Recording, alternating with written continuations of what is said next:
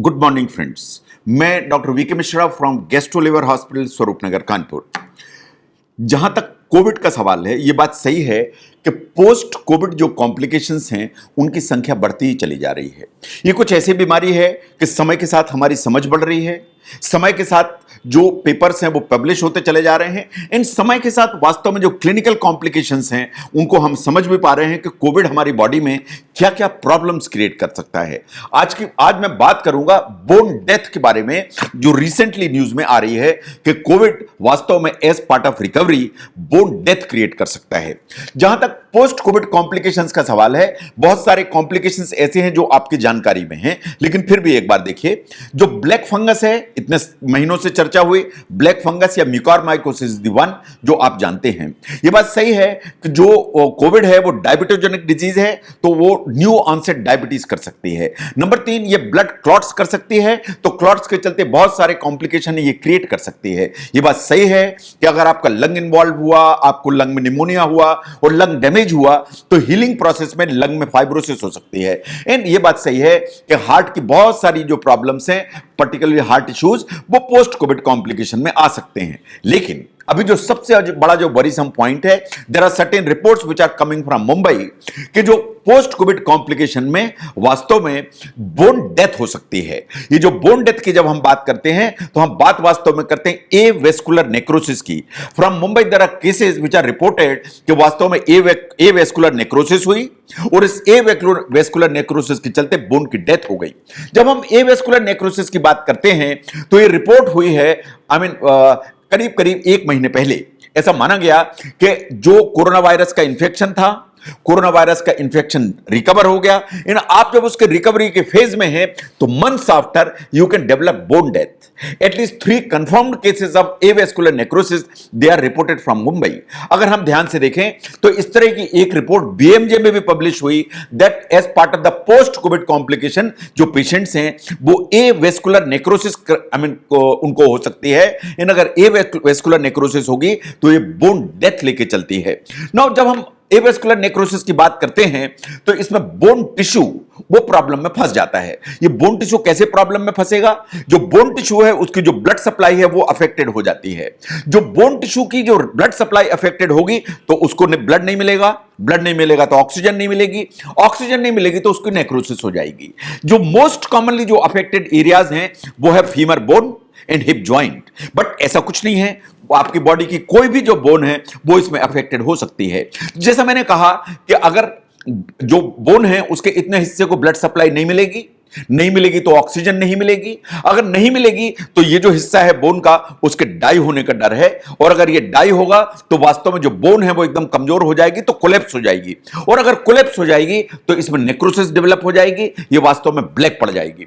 अगर हम ध्यान से देखें कि ये जो प्रॉब्लम है अभी तक सबसे ज्यादा देखी जा रही है that is in the hip joint या हिप बोन। हिप जॉइंट में सबसे ज्यादा देखी जा रही है, लेकिन यह बात सही है कि ऐसा बॉडी का कोई भी बोन नहीं है जो इसके चपेट में नहीं आ सकती है। जहां तक सिम्टम्स का सवाल है, साइंटिफिकली ऐसा माना जाता है कि अर्ली फेज में हो सकता है कि कोई भी सिम्टम्स ना आए, आप एब्सोल्युटली एसिम्प्टोमेटिक रहें। लेकिन अगर यह प्रॉब्लम बढ़ती है, अननोटिस्ड रहती है, तो जब उस पर वेट पड़ेगा इस जॉइंट पर तो बहुत सीवियर पेन होगा। मतलब पेन तभी होगा जब उस जॉइंट पे पर्टिकुलर पर वेट बहुत ज्यादा हो जाता है। But over a period of time अगर ए वेस्कुलर नेक्रोसिस हुई, वो जो जॉइंट है वो डैमेज हुआ, तो उसका जो फंक्शनिंग है वो एब्सोल्युटली इरेगुलर हो जाएगी या अफेक्टेड हो जाएगी।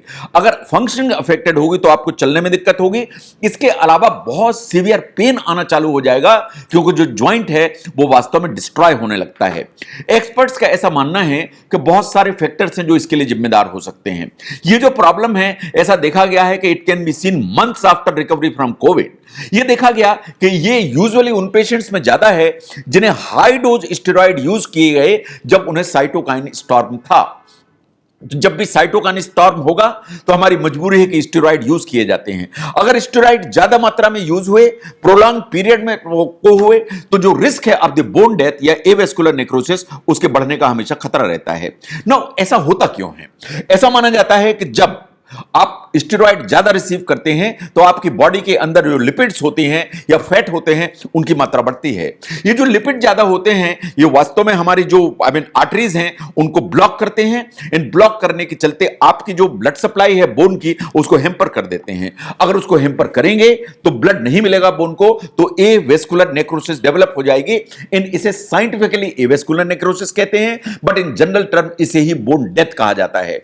ऐसा भी माना जाता है कि ये जो कोविड है, Covid basically is a thrombogenic disease. ये बार बार इधर से उधर क्लॉट्स बनाने की ताकत रखती है। सबसे ज्यादा क्लॉट्स तो लंग की जो आर्टरीज होती हैं, कैपिलरीज होती हैं, उनमें ही बनते हैं।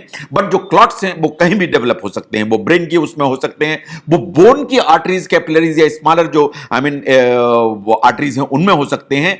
और वो अगर जो ना ब्लॉक करेंगे तो आपकी जो बोन है उसको एडिक्वेट अमाउंट में ब्लड नहीं मिलेगा, तो एडिक्वेट ऑक्सीजन नहीं मिलेगी, और बोन अगर कमजोर होगी तो over a period of time उसमें नेक्रोसिस डेवलप हो जाएगी।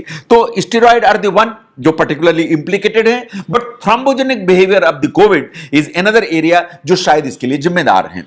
जहां तक स्टेरॉइड का सवाल है, इसका जो यूज है हैज बीन लॉन्ग डिबेटेड, लेकिन ये बात सही है कि जब साइटोकाइन स्टॉर्म है या आपकी जो इम्यून जो एक्टिविटी है वो पूरी की पूरी डिसरेगुलेटेड है, तो जो स्टेरॉइड हैं इनने लाइफ को बचाने में बहुत हेल्प की है। लेकिन जो हाई डोज स्टेरॉइड हैं उनके अपने रिस्क फैक्टर्स हैं, अपने कॉम्प्लिकेशंस हैं। उन कॉम्प्लिकेशंस में से एक ये है कि आपको जो avascular necrosis of the hip joint और फीमर ये डेवलप होने का हमेशा डर रहता है। अगर ऐसा कुछ है तो एमआरआई से इसको कंफर्म किया जा सकता है और इसके लिए आपको अपने डॉक्टर से कंसल्ट करने की जरूरत है। नो, अगर अनफॉर्चुनेटली इस तरह की चीज डेवलप हो जाती है या कि avascular necrosis of the hip joint या फीमर डेवलप हो जाती है, तो what has to be done? जो अर्ली डायग्नोसिस है दैट होल्ड्स द की।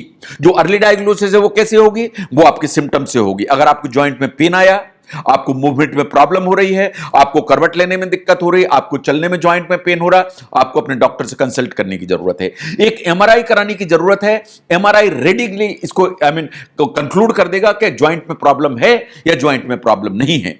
तो जो अर्ली डायग्नोसिस का जहां तक सवाल है, इट होल्ड्स की टू द ट्रीटमेंट प्लान। जब ट्रीटमेंट की बात आती है तो फिजियोथेरेपी इज नंबर वन। इसकी एक्सरसाइज चाहिए, फिजियोथेरेपी चाहिए, एक प्रॉपर ट्रेंड फिजियोथेरेपिस्ट की मदद चाहिए। नंबर टू, ब्लड थिनर्स की जरूरत है सो दैट ब्लड को पतला किया जा सके, सो दैट जो ब्लड की सप्लाई है इन द बोन उसको रीस्टोर किया जा सके। नंबर तीन, अगर आपको दर्द ज्यादा है तो non steroidal anti inflammatory drugs या जो पेन किलर की श्रेणी में आते हैं, जो स्वेलिंग भी कम करते हैं, उनको यूटिलाइज करने की जरूरत है। नंबर चार, एक्सरसाइज जो है रीइंस्टीट्यूट करने की जरूरत है। Therapies are to be continued, and इससे ही early and moderate cases over a period of time recover होते चले जाते हैं। लेकिन अगर कुछ ऐसा हुआ कि जो डायग्नोसिस वो डिलेड हो गई, ऑलरेडी जो है ना नेक्रोसिस डेवलप हो गई, ऑलरेडी जॉइंट जो है ना वो डैमेज हो गया एंड कोलैप्स हो गया, तो फिर सर्जिकल इंटरवेंशन के अलावा शायद कोई दूसरा विकल्प नहीं है। अगर ऐसा है तो आपको ऑर्थोपेडिक सर्जन की मदद लेने की जरूरत है। हड्डी के डॉक्टर की मदद लेकर आपको अपना जो जॉइंट है उसको शायद ऑपरेट कराने की जरूरत पड़ेगी, और जो इनर लेयर है बोन की या कोर जो है ना डिकम्प्रेशन है उसकी जरूरत पड़ेगी, जिससे जो बोन है, जो डेड टिश्यू है उसको अलग किया जा सके एंड जो जॉइंट है उसको रीस्टोर किया जा सके। तो जहां तक बोन डेथ का सवाल है, ये साइंटिफिकली एवेस्कुलर नेक्रोसिस के लिए कहा जाता है।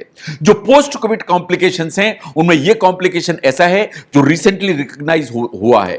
इसे बीएमजे या ब्रिटिश मेडिकल जो जर्नल है उसने भी आइडेंटिफाई किया that avascular necrosis is the problem. जहां तक फैक्टर्स इसके पीछे रिस्पॉन्सिबल हैं आर हाई स्टेरॉइड यूज और thrombogenic behaviour of the disease. लेकिन यह बात सही है कि अगर अर्ली डायग्नोसिस हो जाए तो बिना किसी इंटरवेंशन के इसको ठीक किया जा सकता है, लेकिन अगर डायग्नोसिस डिलेड है तो सर्जिकल इंटरवेंशन की जरूरत पड़ सकती है। अगर बोन डेथ या एवेस्कुलर नेक्रोसिस के इस एंगल को समझने में जो पोस्ट कोविड कॉम्प्लिकेशन है, यह वीडियो आपको हेल्प करता है तो इसको जरूर शेयर करें। मैं doctor VK Mishra from gastro liver hospital, Swaroopnagar, Kanpur. Thank you very much.